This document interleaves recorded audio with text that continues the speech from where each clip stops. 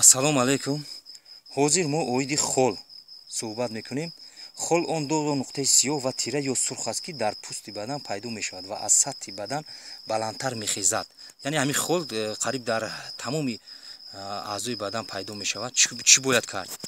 Ҳозир мо тавсия медиҳем ҳамин ду тавсияи асосӣ манами ба воситаи сирко хусусан меган, ба воситаи ҳамин тавсияҳо пешниҳод мешаванд.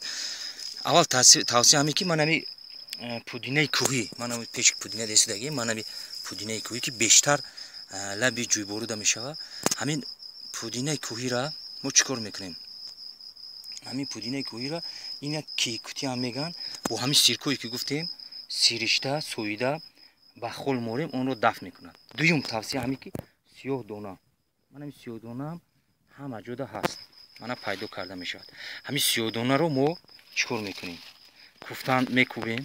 Баъди куфтан бо ҳамин сиркое гуфтем, бо ҳамин сиришта ба хол гузошта бастан лозим аст. ҳамин имкон метиҳад ки онро дафт кунад. боқӣ дар амони худованд бошед.